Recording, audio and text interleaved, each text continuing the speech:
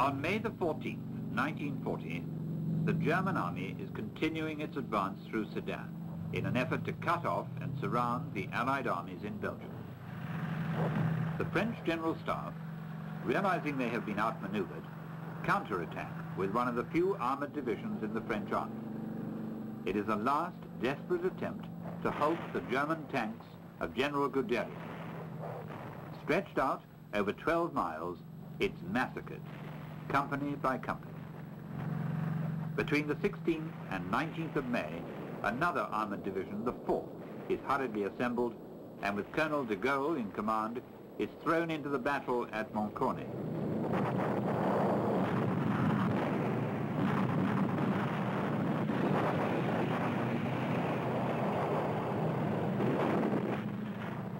For 24 hours, Guderian's armor is held in check. But once again, the Stukas appear in the clear blue sky. The Stukas, with their terrifying sirens.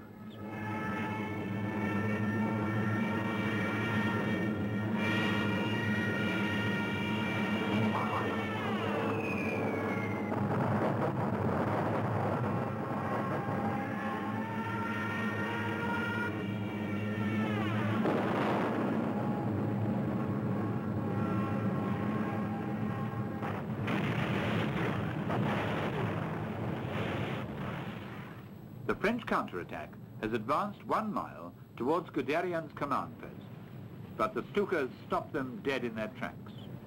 In spite of the odds, they fight valiantly.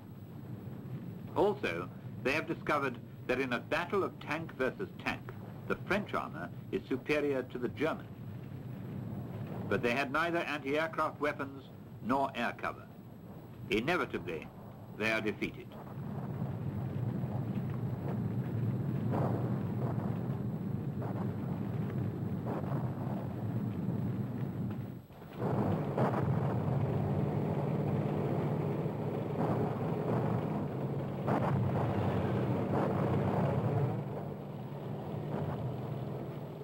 Guderian and his tanks break through. Then General von Kleist orders him to stop and wait for the rest of the army. He ignores the order. Alone, he pushes on towards the Channel. General Beaufray was a captain on the French General Staff at the time. A general staff officer who was running a shuttle service between the groups of the army in the north had passed by as the German advance guard was going forward, and he had watched from behind the hedge.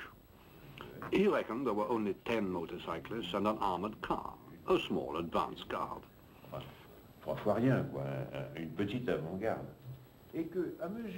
This advance guard was going forward, and some of the defenders shouted, "Here come the Germans, here come the Germans, the Germans!" And everyone ran out of camp. This was the equivalent of what we had seen in earlier years. Here come the Russians, and here come the Cossacks. There was a sort of panic which preceded the arrival of the Germans, which meant that in reality there was no resistance between Sedan and the sea.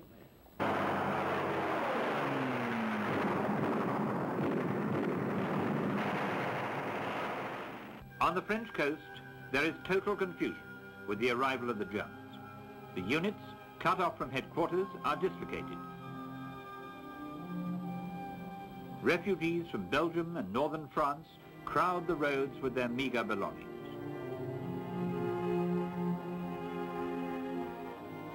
The regiments circle aimlessly. Where can they go next?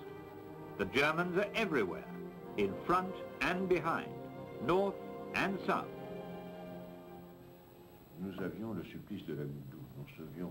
We were given a sort of water torture.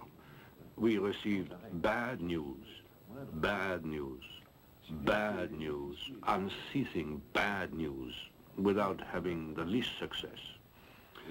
If only the staff officers at General Georges' headquarters, who took notes to report, you know, and had finished by becoming a little, how can I say, impressed by this atmosphere.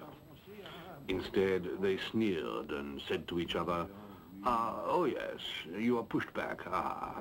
Good, I'll make a note of it." It was an incredible atmosphere.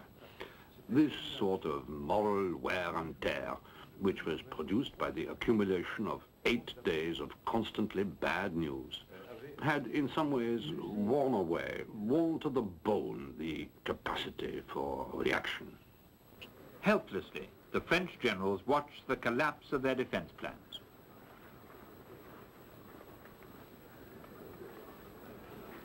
Le 18, peut-être le 17. Doumac m'a dit... Perhaps the 18th or the 19th, General Doumac said to me, "This can't go on. I'm going to look for Gamelin." Because General Gamelin, the French commander-in-chief, wasn't near the front. He was at Vincennes, rear headquarters.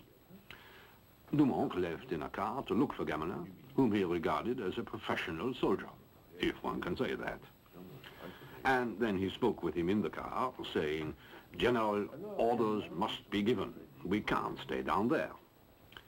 Then Gamelin came down, very dignified, with his little pot-belly, and in that same room at Bourdon, he said, "Well, I will give you an order."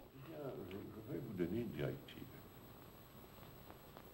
Cette directive commençait par... This order began with an extraordinary sentence, which was, "Without wishing to become involved in the conduct of the battle, it is acknowledged that special orders must be given to take account of the movement involving our left wing." De notre aile gauche.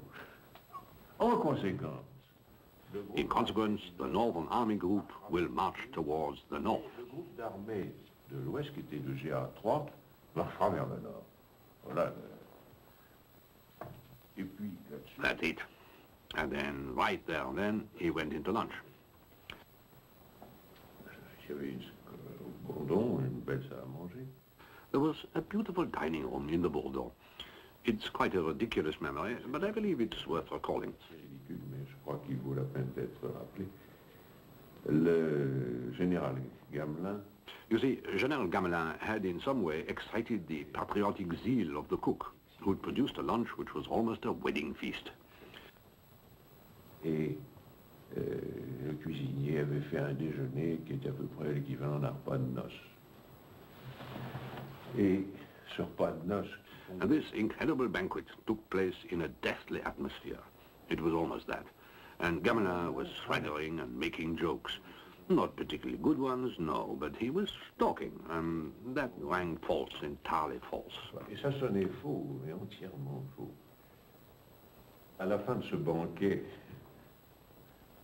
At the end of this banquet, at the same time sad and comique, an enormous set piece arrived with angel's food cake. Et j'avoue que And I swear that this arrival seemed to me so out of place that I felt sorry the floor didn't open and swallow the table. Sur cette tablée, Gamelin had a large helping of the set piece, and then we saluted him, and he left. And that was the end of his military career.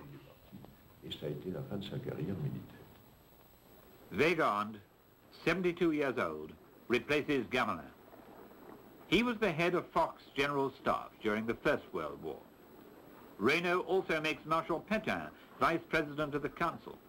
Pétain, who won the Battle of Verdun in the First World War, is already forming a separate political group. Meanwhile, Guderian pursues his race to the sea. He advances 60 miles a day. On the 19th, he is at St. Quentin. On the 20th, he takes Amiens, then Abbeville.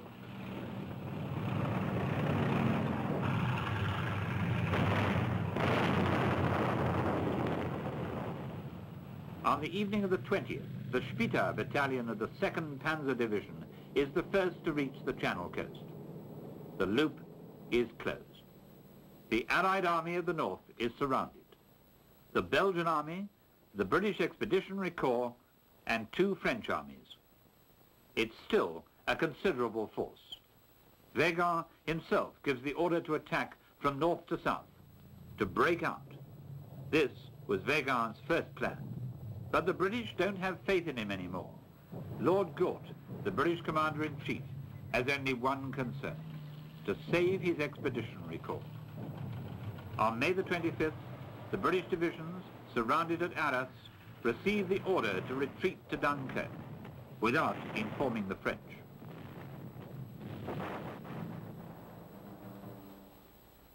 As for the Belgians, they capitulated unconditionally 2 days later.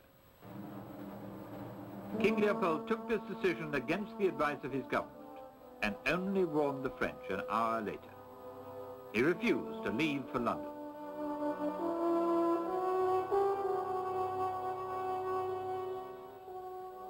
For the nations, as for the men, it's a disaster.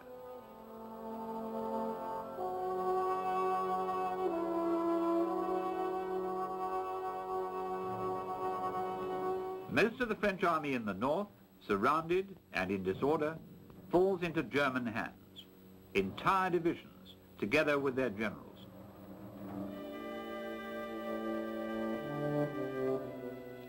General Giraud, commander of the 9th Army, is taken prisoner.